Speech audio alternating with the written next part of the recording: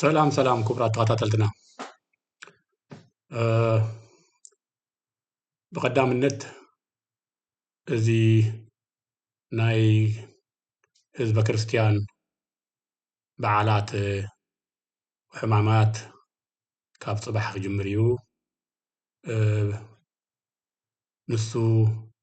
ናይ ሰላም ትምኒትና ቀዳምነት ብምሃብ ሎሚ ንዓኹም ዝበልናዮ ሒዝና ክንቀርብ ከለና 4 ሚያዝያ 2026 ኮይኑ ክቡራት ተኸታተልቲ ንባብና ሰሙን ሕማማት ናብ በዓል ትንሣኤ ተስፋን ህዳእታን ዝመልአት ሰሙን ክተሰጋግረኩም ተስፋ ኣለና ከም ህዝበ ክርስቲያን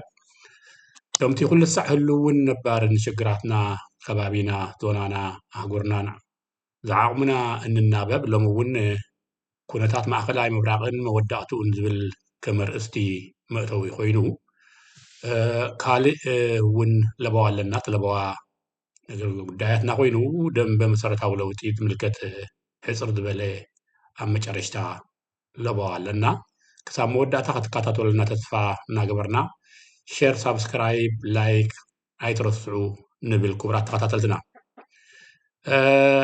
ትሕዝትኡ ሎሚ ህልኽ ዝመልኦ ኩናት እስራኤልን ኢራንን ናብ ዝብል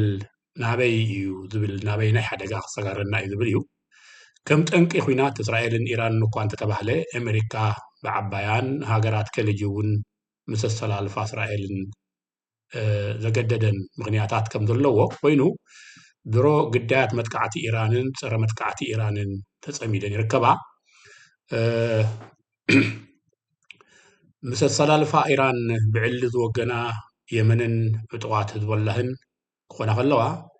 ምስ ዘለዎን ስትራቴጂካውን ኢኮኖሚያውን ስጡም ምትእስሳራት ከዓ ሩስያን ካልኦት ሃገራት ኤስያን እንትኾና እውን ኣብ ጎኒ ኢራን ምዃነን ይሕመያ ወይ ይመስላ እውን ሃገራት ኣውሮጳ ኣሜሪካን እስራኤልን ናብ ዝኣጎድኦ ሓዊ ንስሕነሉ ምክንያት የብልናን ዝብላ ዘለዋ ይመስላ ምክንያቱ ስጋ ሕጂ ክሕግዝ እየ ዝበለት የላ ብመፀዋዕታ ናብዚ እውን ብኣወንታ እዩ ትረአ ብኣወልታ ዘይኮነት ብኣወንታ ነቲ ኩናት እዚ ድፍኢት ከም ዘይገብረሉ ዓለማዊ ድፍኢት ንኸይገብር ዝሕግዝ እዩ ናብ ዝኾነት ኩናት ሃንደፍ ኢለን ዘይምእታወን ዝነኣድ ፖለቲካ እዩ በቲ ይኹን ብካልእ ግን እዚ ኩናት መጀመርቱ እምበር መወዳእቱ ምንባይ ክከብድ እዩ ምክንያቱ በየን ተጀሚሩ በዚ ክውዳእ ዝበሃለሉ ኣይኮነን ንዱባይ ክሕግዝ ዝህንጠ ዘሎ ሓለቓ ብልፅግና ግን ወታደራት ክሸይጥ ይመስለኒ የቕበዝብዝ ቀኒ ኣሎ እዚ ሓደ ኣሉታ ዘይበሰለ ፖለቲካ ንቐርኒ ኣፍሪቃ እውን ሓደ ሓደጋ ከምፅእ ኢልካ ክትግምቶ ይከኣል ውፅኢት ኩናት መወዳእቱ ብናይ ሓባር ዕንወት እዩ ዝድምደም ስለ ዝኾነ ኩናት ናይ ኩሉ ዓይነት ሕብረተሰባዊ ድኽነት ምዃኑ በዚ ናይ 5 ሳምንታት ተቃዊሱ ዘሎ ኣህጉራዊ ቁጠባዊ ምርግጋፅ ይከኣል ኩናት ማለት ብዙሕ እዩ ትርጉሙ ጢመት ስደት ምብትታን ስነ-ኣእምራዊ ፀቕጥን ከይኣክል ሃጓፍ ተካዕ ወለዶን ልዕሊኡን ዝኸትል ኩናት እዩ ብዝኾነ ክጅምር ከም ዋዛ ዋዛ ዝመስል ብፅጋብን ህርፋንን ገዛእቲ ብቐሊሉ ዝበራዕ ኩናት መወዳእትኡ ብኸሳራ ከም ዝድምደም ካብ ፍፃሜታቱን ውፅኢታቱን ጥራይ ክንመሃር ንኽእል ከም ልምዲ ኩናት ቀልጢፉ ዝጅምር ኣብ ማእኸላይ ምብራቅ ኮይኑ ንረኽቦ ካብ ተፈጥራዊ ፀጋታተንን ስትራቴጂካዊ ኣቀማምጥአንን እምበር ሳላ መንፈሳዊ ቀይድታት ወይ ሃይማኖታዊ ቀይድታት ካብ ሳይነሳዊ ምህዞታት ኣዝየን ዝደሓራ ወይ ነፃ ዝኾና ክንሰን ኩናት ንምብራዕ ግን ክልተ ሳዕ ተሓስብ ሃገር የብለንን ቀጣይና ንዛረቦ ዘለና ስምዒታትና ኣብ መፅናዕቲ ዝኣቱ ኣይኮነን ካብ ተመክሮን ታሪክን ዝረኣናዮ እዩ ሃገራት ዓረብ ብሸመታ ፅዋር ሓደሓደን ካብ ዝተሃናኾታ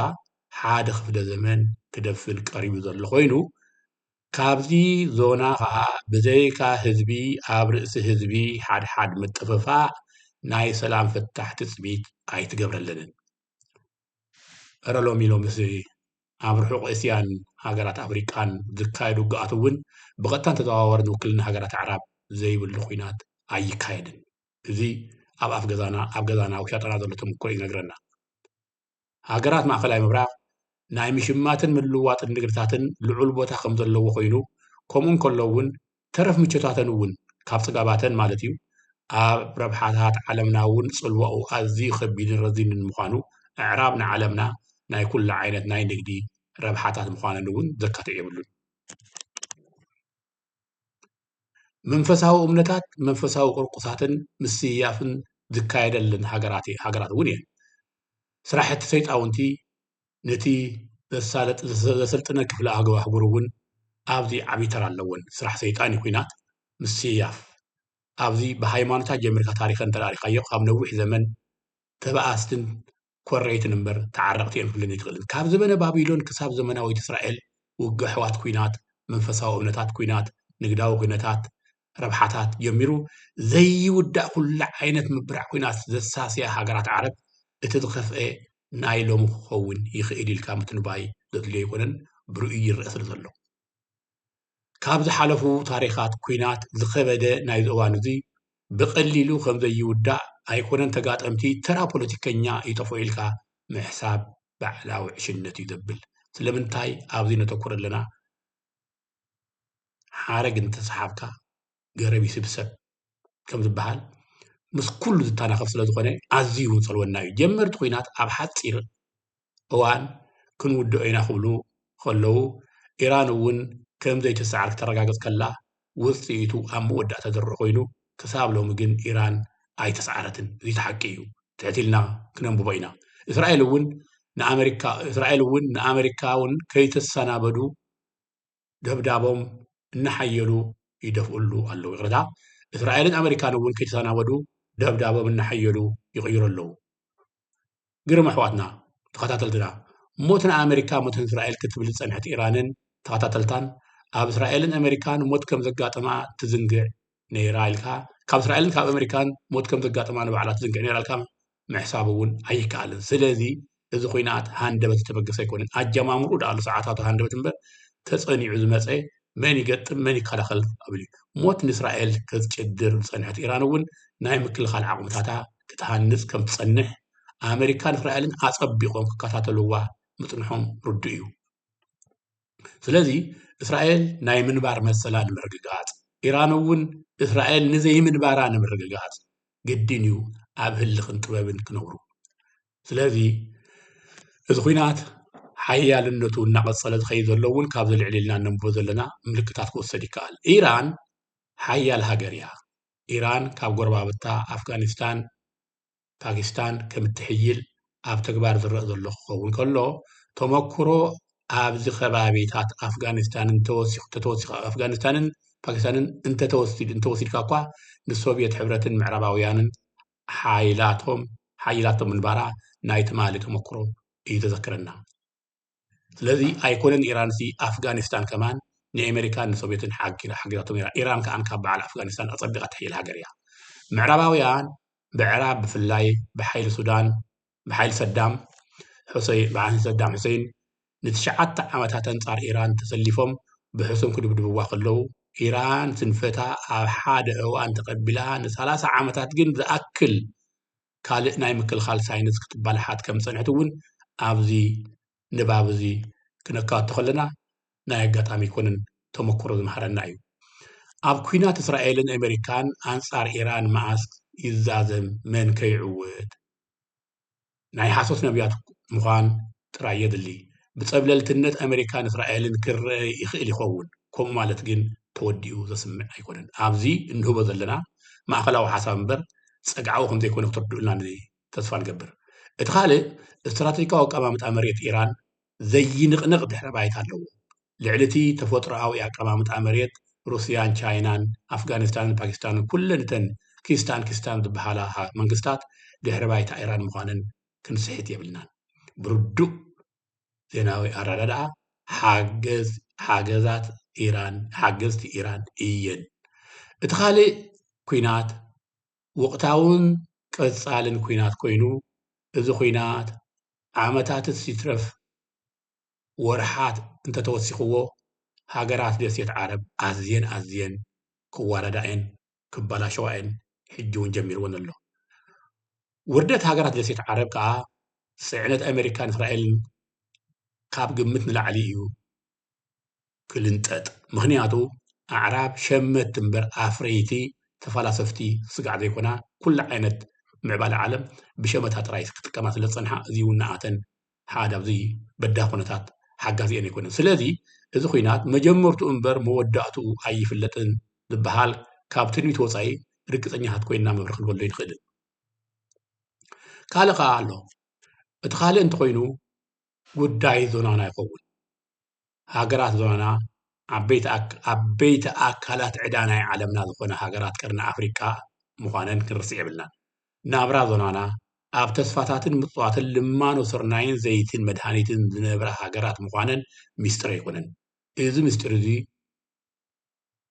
ኣብ መበል 21 ክፍለ ዘመን ገና ድርኩኺ ተደራጅ ስነ ፈጠራ ሳይነሳዊ ፍልስፍና ወይ ሓፈሻዊ ስነ ፍልጠት ገና ዘየንኳሕኳሓ ሃገራት ነዚ ኩናት ሰተፍተፍ ክብላሉ ወይ ክውግናሉ ይረኣያን እዚ ከዓነ ጥፋት እዩ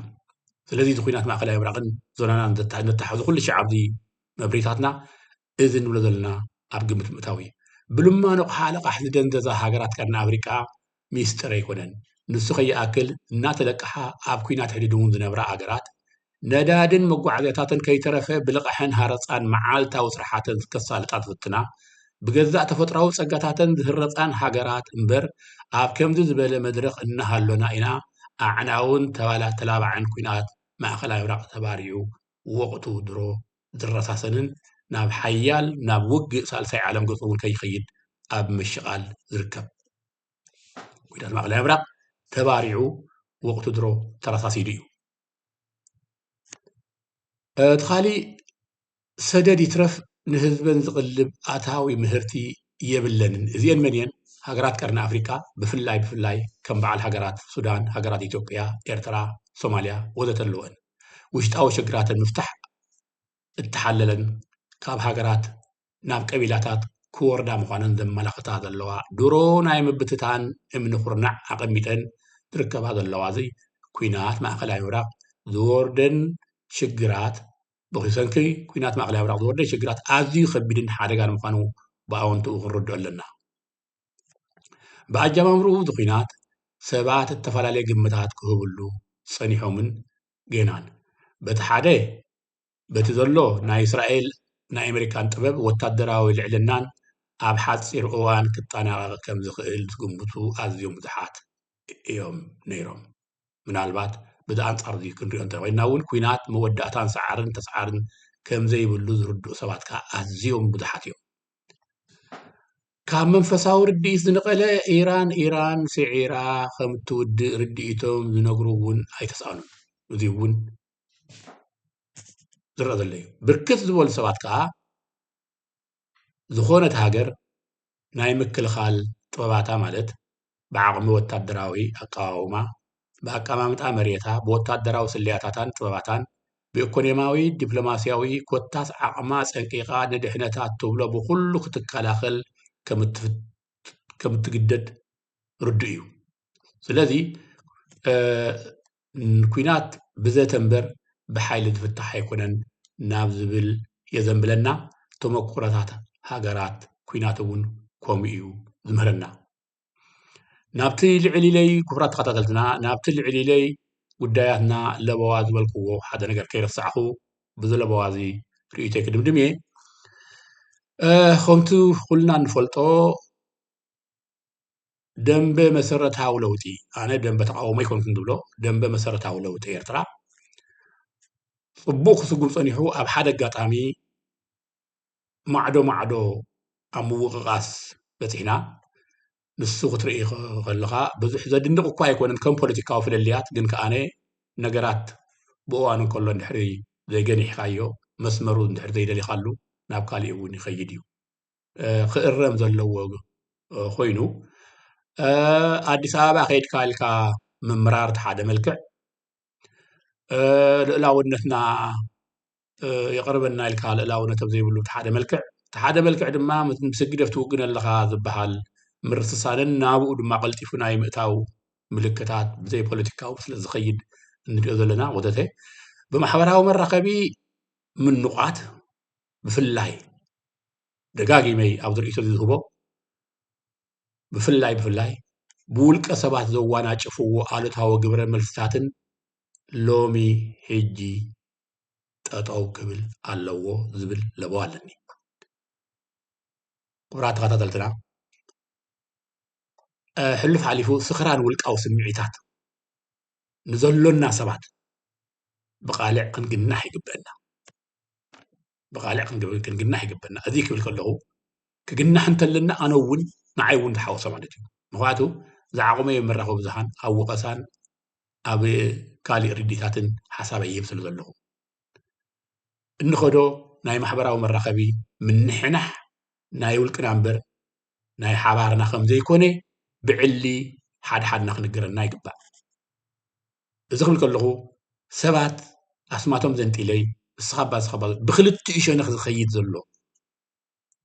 ዘዕግብ ነገር ስለ ዘይኮነ ብክልቲኡ ብዙሓት ሕቡኣን ፖለቲከኛታት እውን ነዚ መዝሚዞም ተቓለስትን ክመስሉ ሕቡእነቶምን ካሊእ ኣገልገልቲ ናይ ስርዓት ወይ ከዓኒ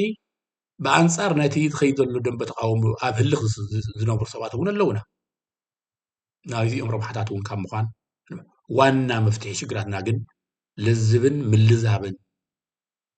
እንኮ መፍትሒ እዩ ኣዲስ ኣበባ ይቀመጥ ሰብ ዋላ መቐለ ይቀመጥ ዋላ ዲያስፖራ ዘይፈቅድ ኮይ ስርዓት እምበር ኣብ ኣስመራ ኮይንካ ምቁዋም ዝቃወሙ ተቃውሞ እንተዝነብሩ እውን ዋላ ኣስመራ ይቀመጥ ኣብ ዘለዎ ብኣተሓሳስባ ክሰምር ጥራይ ክንፅዕር ክንክእል ኣለና ወራት ተኸታተልትና እዚ ኩሉ ሳዕ ካብ ለበዋይ ካብ ፅሑፋተይ ካብ ሓሳበይ ዘይርሕቕ ኣተሓሳስባ እዩ ካልእ ነናቱ ፖለቲካ ክንገልፅ ከለና ነናቱ ክንቦ ክንክእል ኣለና ተጋግናየ እውን ናይ ምእራም መንፈስ ክነስርቕ ኣለና ክንእረም ኣለና ንባዕልትና ስለዚ እዚ ዝኸይድ ዘሎ ንዓና ዘርብሐና ኣይኮነን ምክንያቱ ደንበ መሰረታዊ ለውጢ ምድኻም ማለት ፅዕነት ናይ ሕብረተሰብና እዩ ተኻልእ ብንጹር ነቶም ደንበ መሰረታዊ ለውጢ ንመርሕና ኣብቲ ግንባር ዝብሉ ኣካላት ኣብ ዝኾኑ ኮይኖም ክቃለሱ ናይ ባዕሎም መሰል ኮይኑ ፖለቲካዊ ንጹርነት ግን መርገፅ ሃገርነትን መርገፅ ግዝኣትን መርገፅ ዞናን ኣህጉርን ምስ ከባብያዊ ናይ ሓባር ረብሓታትን ብንጹር ብፅሑፍ እንተዝቐርብ ተዝንበብ ሓጋዝ ምኾነና ንዓና እውን ዝብል ልበዋ ኣለኒ ክቡራት ተኸታተልና ንሎሚ ዝበልክዎ በዚ ክዛዝም ከለኹ እዚ ብመሰረት መራኸቢ መሰረት ሜድያ ዝሓልፍ ዘሎ ውልቃዊ ሜድያ ብወዲ ባሻይ ኮይኑ ሸር ላይክ ሳብስክራይብ ከዓ ከይረሳዕኹም ክሳብ ተመሳሳሊ እንራኸብ ሰሰላሙ ርሑስ ቅሱን ህዱእ ዝኾነ በዓላት ሕማማት ይግበረልኩም ናብ ክቡር በዓለ ፋሲካ ከዓኒ ብሰላም የሰጋግረና እንዳበልኩ ክሳብ ብኻልእ ንራኸብ ሰሰላሙ ወዲ ባሻይ ካብ ጀርመን